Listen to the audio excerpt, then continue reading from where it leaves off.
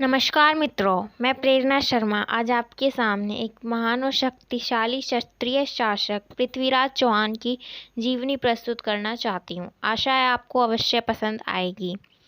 पृथ्वीराज चौहान का जन्म 1166 में अजमेर के चौहान वंश के क्षत्रिय शासक राज सोमेश्वर चौहान के यहाँ हुआ था। वह बचपन से ही प्रतिभाशाली बालक थे। जब पृथ्वीराज 13 वर्ष के थे तभी उनके पिता की मृत्यु हो गई थी। उसके बाद उन्होंने अजमेर की राजगद्दी को संभाला। उनकी माता का नाम कपूर देवी था। वह उत्तर भारत के महान और बलशाली शासक थे। मात्र 13 साल की उम्र में ही उन्होंने गुजरात के शासक भीमदेव को हरा दिया था। उनकी सेना में करीब 300 हाथी और 3 लाख सैनिक थे। 12वीं सदी के उत्तरार्ध में वे अजमेर और दिल्ली के शासक बने। उन्होंने अपनी शिक्षा युद्धकला और शास्त्र विद्या सरस्वती कंठाभ्रम विद्यापीठ अजमेर, जो वर्तमान समय में अदाई दिन का झोपड़ा नामक मस्जिद है, वहां से प्राप्त की। पृथ्वीराज चौहान के पराक्रमी होने के कारण रानी संयोगिता को उनसे प्रेम हो गया, लेकिन संयोगिता के पिता और कन्नौज के राजा जयचंद को यह पसंद नहीं था। जयचंद पृथ्वीराज की ख्याति के कारण उससे ईर्ष्या करते थे। एक समय की बात है कि संयोगिता के पिता ने एक स्वयंवर रखा, जिसमें शर्त रखी कि इसमें जो भी जीतेगा उसे संयोगिता की शादी करवाई जाएगी।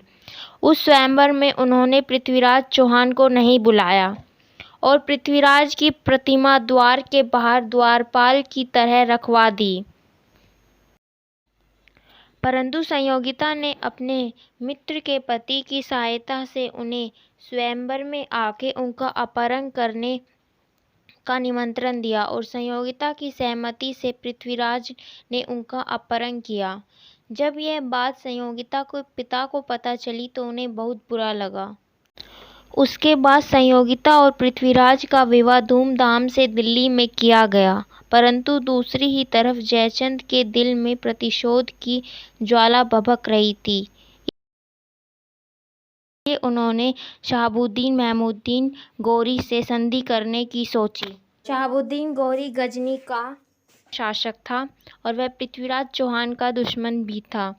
इसका कारण यह है कि पृथ्वीराज चौहान ने उसे युद्ध भूमि पर 17 बार परास्त कर दिया था। शहाबुद्दीन गौरी ने संधि प्रस्ताव स्वीकार कर लिया और जयचंद और गौरी ने मिलकर दिल्ली पर हमला बोल दिया। परंतु इस बार उस पृथ्वीराज चौहान को हार का सामना करना पड़ा। शहाबुद्दीन गौरी एक षड्यंत्री व्यक्ति था। उसने पृथ्वीराज को बंदी बना लिया और साथ ही कन्नौज के राजा जयचंद को भी बंदी बनाकर गजनी वापस लौट गया, जहां उसने पृथ्वीराज की दोनों आंखें लोहे के सलाखों से फुड़वा दी। पृथ्वीराज चौहान के राजकवि चंद्रबरदाई के गौरी के पास पृथ्वीराज को छुड़ाने के लिए गए, क्योंकि पृथ्वीराज ने भी गौरी को बहुत बार जीवन दान दिया हुआ था। परंतु गौरी ने उसे भी बंदी बना लिया और कारागार में डाल दिया। चंद्रबरदाई पृथ्वीराज के घनिष्ठ मित्र भी थे, इसलिए गौरी चंद्रबरदाई से उनकी अंतिम इच्छा पूछने को कहा। पृथ्वीराज चौहान शब्द वेदी बाण चलाने में माहिर थे। अपने मित्र की सलाह अनुसार उन्होंने गौरी को कला प्रदर्शन में शब्द वेदी बाण के द्वारा मरवाने की रणनीति बनाई। फिर चंद्रबरदाई के कहने पर गौरी ने उन्हें महफिल में प्रदर्शन करने की अनुमति दी। चौहान को लोहे की डंके की चोट पर निशाना लगाना था।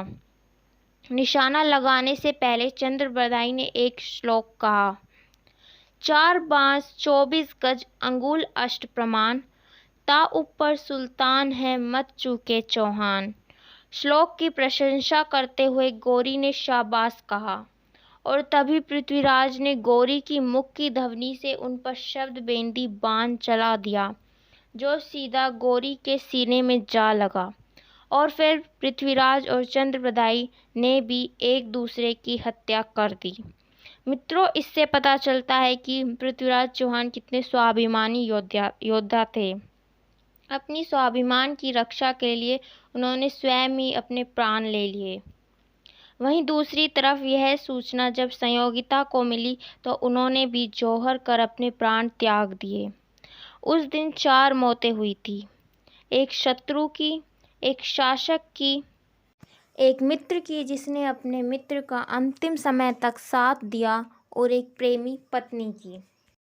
आज भी अफगानिस्तान के गजनी शहर में पृथ्वीराज चौहान की समाधि है, जिसको वहां के लोग तिरस्कार के रूप में देखते हैं, परंतु हिंदुस्तानियों के दिल में वे आज भी एक साहसी, स्वाभिमानी और दयालु राजा है, जिन्होंने अपने ही शत्रु को युद्ध में 17 बार परास्त कर भी उसे जीवनदान दिया और छोड़ दिया। धन्यवाद।